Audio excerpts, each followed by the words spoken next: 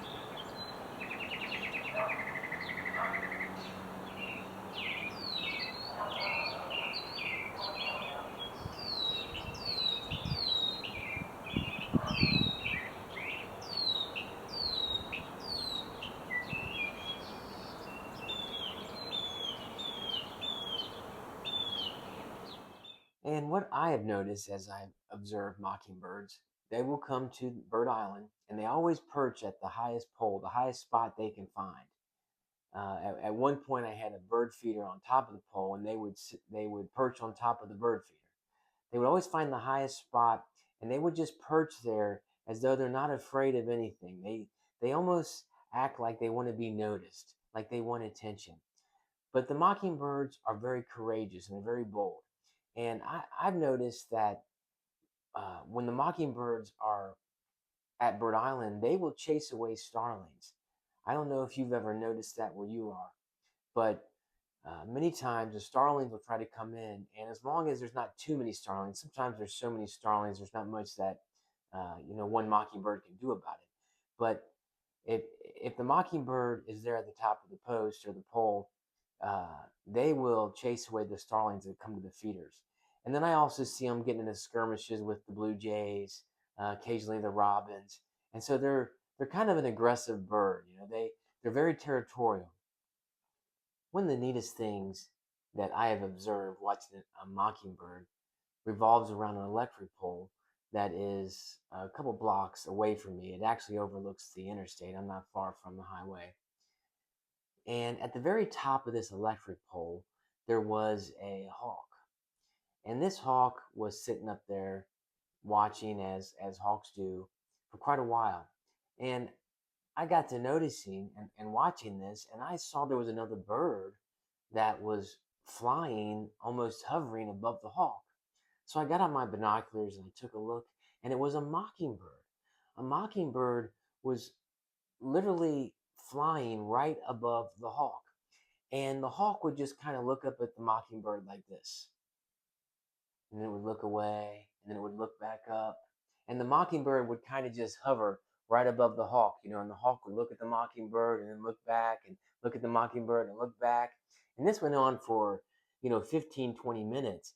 And it was almost as if the mockingbird was trying to intimidate the hawk, which is almost comical, to think that if the hawk wanted to, it could easily kill the mockingbird at any time. But apparently the hawk, was not hungry and did not care about this other bird that was just there in its vision. But that's the perfect character of a mockingbird. They're very courageous. They're very bold.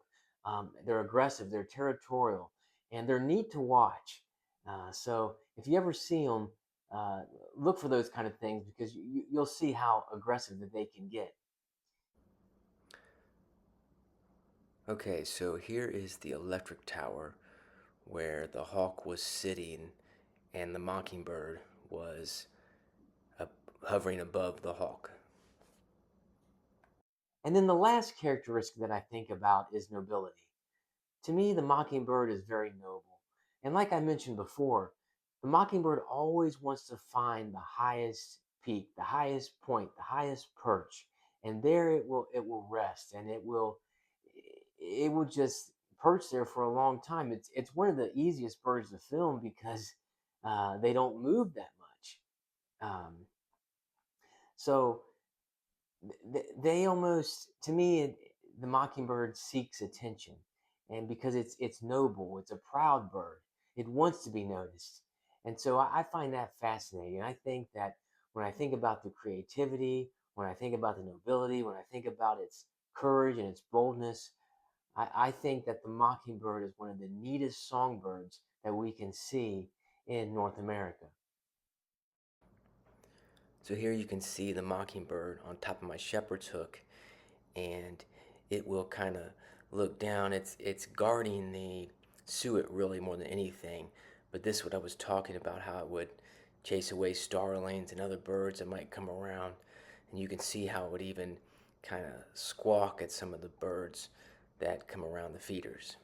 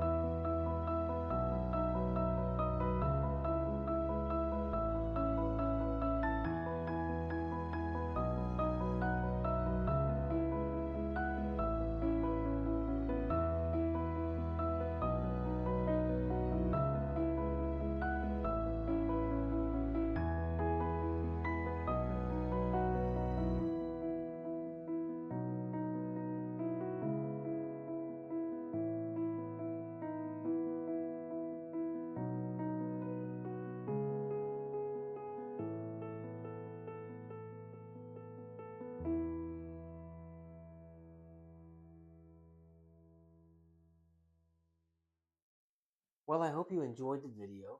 I hope that you learned something. Let me know in the comments if you would like to hear more videos about birds or if you would prefer more DIY projects and how-to projects. I'm working on some different things and always open to other ideas. But like and subscribe. That helps me out. That helps the video out. I'm working towards those first 1,000 subscribers. So if you can help me with that, I would appreciate it. And I would encourage you to go out and look for the mockingbird and listen to the different songs. It can really be an enjoyable experience. And so until next time, go watch some birds.